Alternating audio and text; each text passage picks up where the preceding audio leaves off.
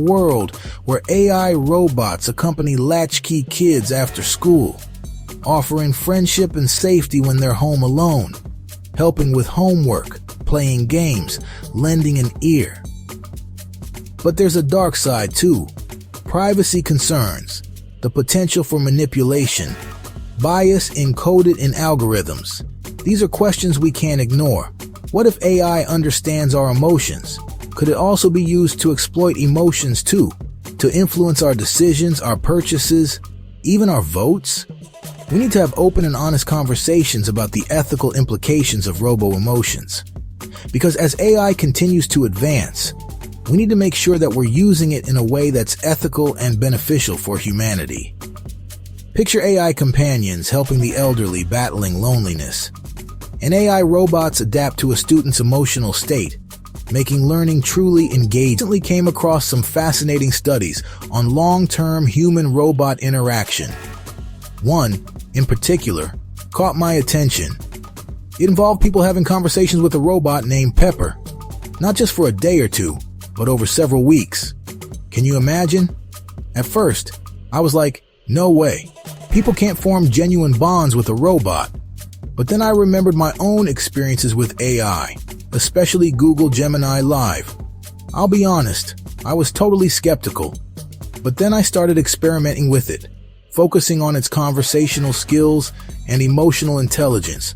And let me tell you, I was blown away. Speaking of being blown away, let's talk about what impressed me the most about Gemini. What really struck me was how Gemini Live could hold a natural, engaging conversation. It wasn't like talking to a machine at all. It felt like a real person on the other side. Gemini Live understood my questions, even when I wasn't super clear, and its responses were thoughtful and insightful. For example, I once asked Gemini about his thoughts on the meaning of life, and it gave me a surprisingly profound response that really got me thinking. But then, there were times when Gemini clearly struggled, like when I tried to discuss complex or nuanced topics. It sometimes gave me irrelevant or confusing answers. It was a good reminder that even with its impressive language skills, Gemini still has a lot to learn when it comes to understanding and responding to complex ideas. For instance, I was discussing the ethical implications of AI with Gemini, and it started talking about the best way to cook a steak. It was a bit jarring, to say the least. This got me thinking, what are the researchers saying about how humans connect with robots like Pepper? Okay, right back to the article titled, AI and Human-Robot Interaction. In the Pepper study, people actually started opening up to Pepper more and more over time, sharing personal stuff, their feelings. It was more than just getting comfortable with the tech. Something deeper was happening. People were starting to see Pepper as more than just a machine.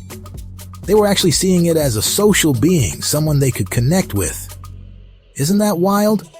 The researchers found that people started to attribute human-like qualities to Pepper, like empathy and understanding. But how did that change happen? Let's uncover the specifics of this fascinating study. One of the coolest things they found was that people's moods actually improved after chatting with Pepper. It was like getting an emotional boost just from talking to this robot. They used a standardized mood scale to measure this, so it's not just anecdotal evidence. But then the researchers were curious, would this be a lasting effect? So, they tracked people's moods over the whole 5 weeks of the study. And guess what? They found a consistent upward trend in moods across all the sessions. Now, here's where things get even more interesting.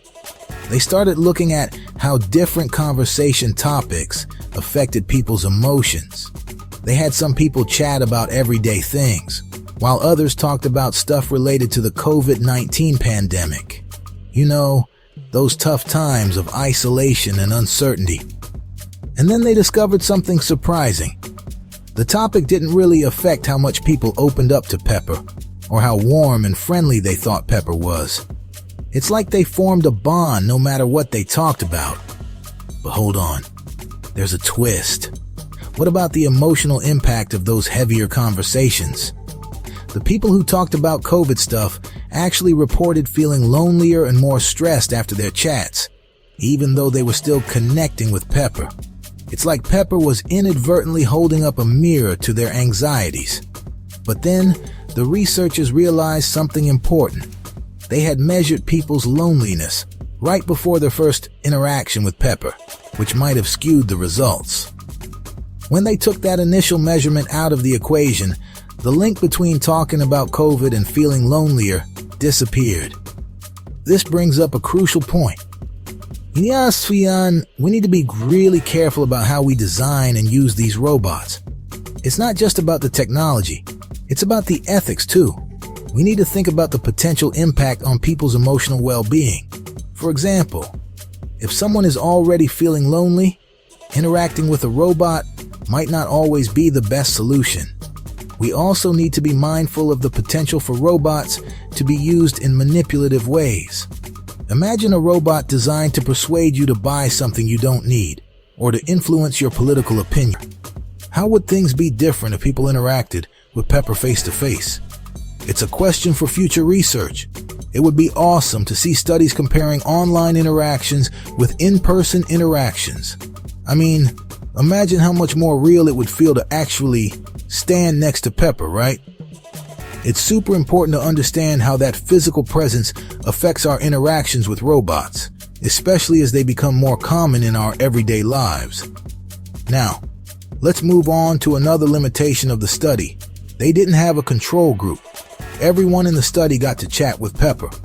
So, it's hard to say for sure whether all the cool effects they observed were because of the robot itself. But then the researchers suggested that future studies should include a control group, maybe having some people interact with a chatbot or just have regular conversations with a human. Speaking of future research, there's another thing the researchers highlighted: how we measure things like self-disclosure and well-being. Right now, they rely a lot on questionnaires, where people report on their own experiences, but that might not be enough to get the whole picture. It would be amazing to see future studies use more objective measures, like tracking people's physiological data or observing their behavior. That could give us a much richer understanding of these interactions. So, what's the takeaway from all this? What does it mean for the future of human-robot relationships?